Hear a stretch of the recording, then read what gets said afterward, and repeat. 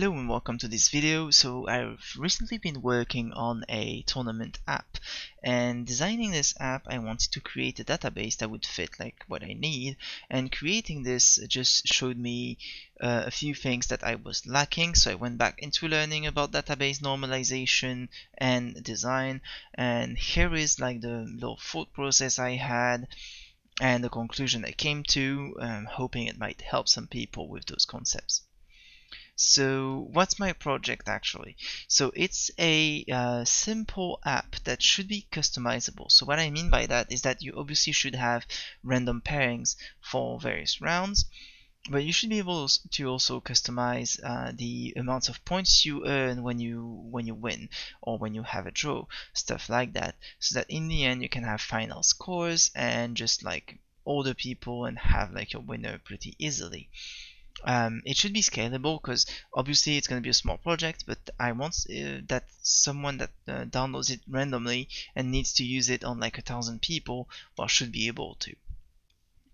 And then, like, because obviously I struggled at some point, I realized I needed to have my database normalized, which means also finding the core information. So the things I'm going to have to stock, because if you can deduce something from a query, then why bother having it in the database? So what did I go through? So logically, I thought that I needed a players table. This players table is just a way for you to ID the unique players, so that if you have multiple events, you don't have to make them enter your system again. You just need to stock their players ID and give it to them, give them a little card, write it down, I don't know what. You can obviously print at any point the ID of everybody, maybe in an Excel file or something. Maybe later we're gonna add more informations than just the name and surname. Maybe go with the email, contacts like phone number, stuff like that. Right now we just want to keep it simple. Second table is going to be the tournament table with just like the player's ID, a tournament ID that auto increments, and then the tournament's name and date, which is going to be a way for you to just browse through the previous tournaments, maybe find previous scores, finish a league that you started maybe in a tournament that's going to happen through multiple days, and a tournament type that in the later days of the project should be able to make your to store the kind of tournament you want. Maybe you want a Swiss round table, a Swiss round kind of tournament, or just like random pairing every rounds. And then came the issues. The issues were like, how do I create a match table with all the information stocked and make it efficient? And instinctively I came up with this, like just like a match ID that auto increments, and this match ID just gives me like player 1, player 2 and each people's scores, and then I could deduce who won or who lost.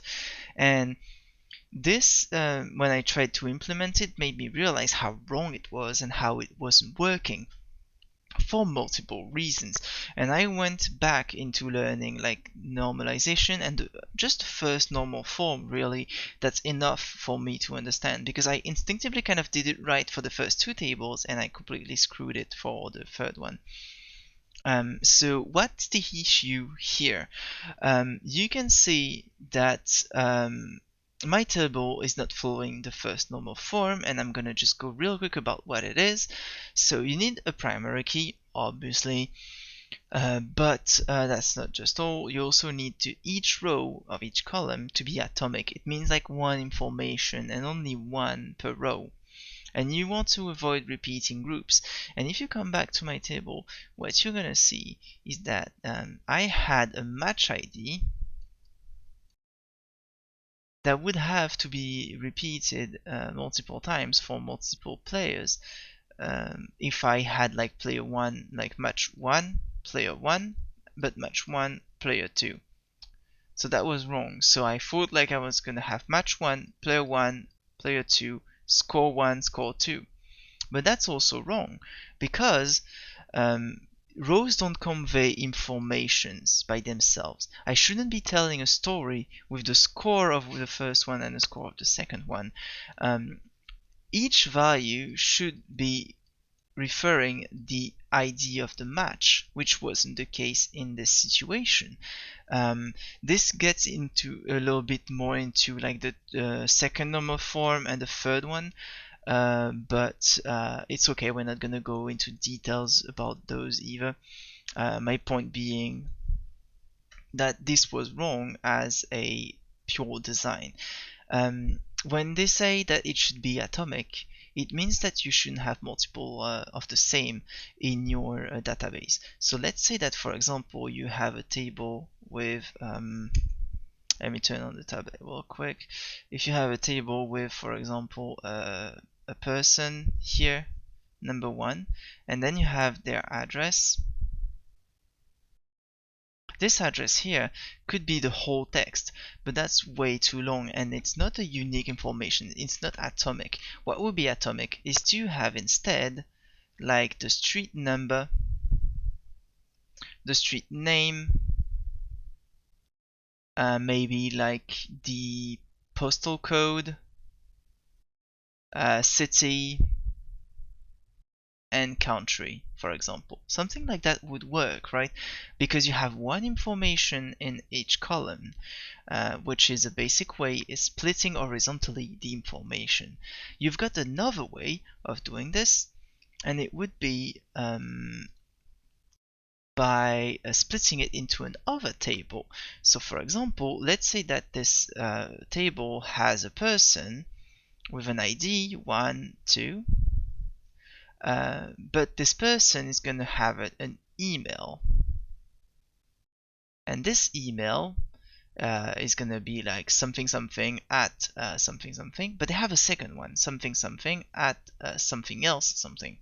And this is wrong because you have two values for the email, but you cannot split that horizontally, right? You cannot have email 1 and email 2, because that's endless. You don't know how many emails people are going to have. Maybe they have a pro email, a personal email, like the second company email, like their, and maybe this is not even a person's ID, but just a company's customer ID, so that you could have multiple people using it. So what would you do from this? What you would do is simply create another table. So you would have here your customer ID1, ID2, and you would have a contact ID, CID, and the CID might be like 2295, and you would point to another table that would be dedicated to your customers or clients informations. And in this table you would have like client ID, CID, and then emails. Okay, and here what's going to happen is that your client number 1 is going to have the first email, but he's going to also have the second email, and those two rows are going to be unique, and together they are a primary key by themselves. And what's even better is to create a table with like your email key.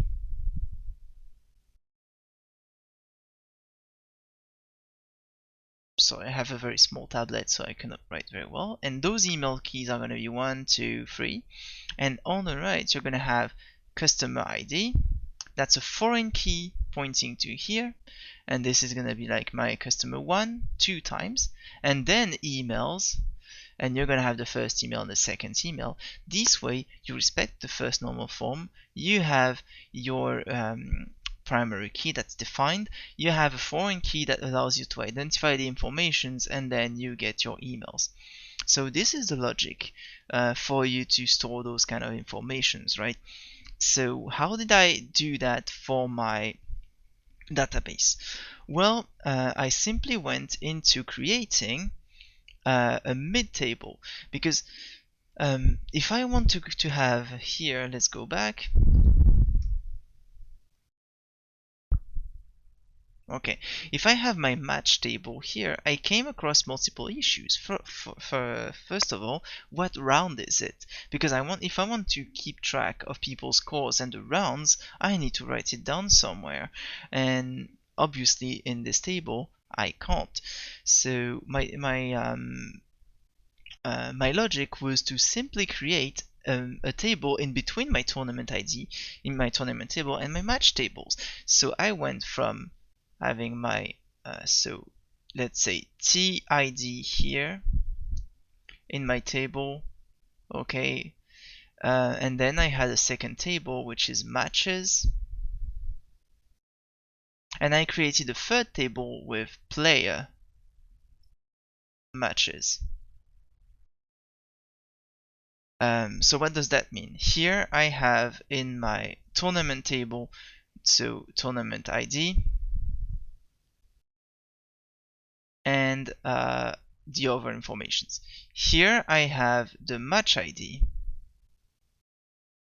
I also have the round, which is enough. So what I'm going to do is have unique match IDs that are going to be part of a round. You can have multiple rounds because this is your primary key here. Those are going to be unique. And what you need to make those matches have sense is your tournament ID as a foreign key. That's going to be linked over there. Okay.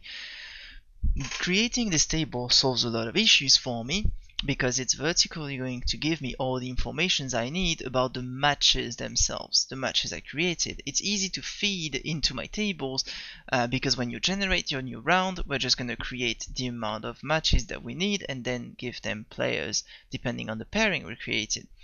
And then my player matches is it's going to be easy to give it like its attributes. It's going to refer to the match ID. It's going to take a player ID and it's going to take a round.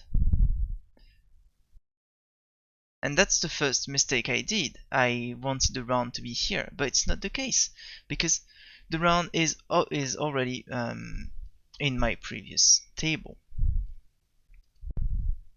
So here what I'm going to have is like the score. So sorry, score and result. Why is that? Because now I have one row for each of my players. So it means that all my informations here refer to my primary key. What is my primary key? Well, it's a compound key that's created from the match ID and the player ID.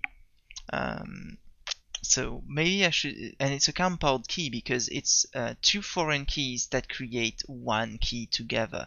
So those two are the keys to my database. I could create like a player match ID. I've seen people saying that this wasn't the best practice, but I kind of want to try it out and see if it's that bad. A compound key sounds pretty easy to create as long as you follow the second normal form and third normal form. In this case, it means that for the second normal form, each entry must depend on the entire primary key, meaning in that case that you couldn't have informations about the player in here or about just the match. It should be the informations about this player in this match. So for example, I cannot have the player name in here. It makes no sense because it doesn't refer to the match itself, just to the player. So that would break second normal form. And finally, for third normal form, what you need to do is to be sure that each entry depends on the key, the whole key and nothing but the key, meaning that you cannot have transitive properties. And it's kind of what I had here, because here I had player 2 and the score was the score of the player 2 in the match ID. So it was a transitive property. Player 2 was playing match ID and player 2 had this score, and that was bad. It was breaking the third normal form rules. So yeah, I don't want to go deeper into normal forms. It's just that's how I came into learning all this, and this is my conclusion. So let me show you what I did in the end with that project by going back here and this tournament database and the way it's built. So you can see that now I have my tournament database. tourneys with a primary key which is tournament ID, taking the type, date, and name. That didn't change. Each ID is going to refer to a match. Okay, so the match ID here, that's the primary key, tournament ID being the foreign key, and the round, just like I said. Then this match ID is going to be implemented in my player matches, and you can see that it's a primary key and a foreign key with a constraint on the previous one. I invite you to look into constraints, which is defining that the relationships between the foreign key and the parent key. And then you're gonna have the other foreign key and the other part of the composite slash compound primary key, which is your player ID, that's gonna come here. Together they give us the result and the score for each match of each player. And from this, I believe that I'm able to retrieve any information of my tournament, because if I have the information about like the points you score for a win in the match, then you can deduce it from the result. The reason why I want to have the score in here is for the goal average situations. If for example you have a situation where you have 3 rounds in a match and you have players that all won like 4 matches, well, maybe one player through their 4 matches playing 12 rounds, if they won 9 and the opponent won 8, then you give the win to the first one that won 9, which is my point. This is why I want to keep tracks of the scores. You could deduce the result from a query taking the score and the results, but I kind of like to keep them separated, because I believe, and I'm not sure yet, that the customization of the tournaments might be easier if I keep those details in here. So yeah, that's it. That's what I went through.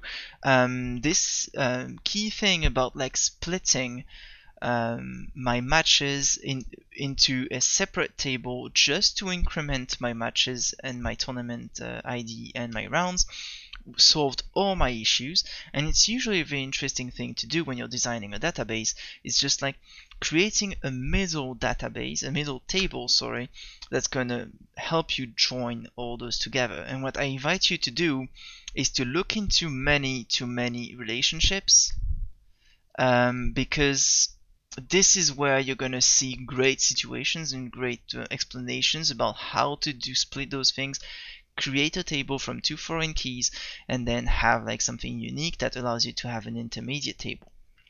So that's what I wanted to talk about today. I hope it was clear enough. Obviously, I'll leave a few resources in the description that I've used myself to understand all those things. But when you get the gist of it, I think it's pretty like logical, and implementing the actual SQL code just makes it like feel so much more efficient and actually logical. So I invite you to create a small project like this. It helped me a lot, and I hope to be back soon with the first like draft of the app or the Kiwi section of this. So yeah, maybe see you soon.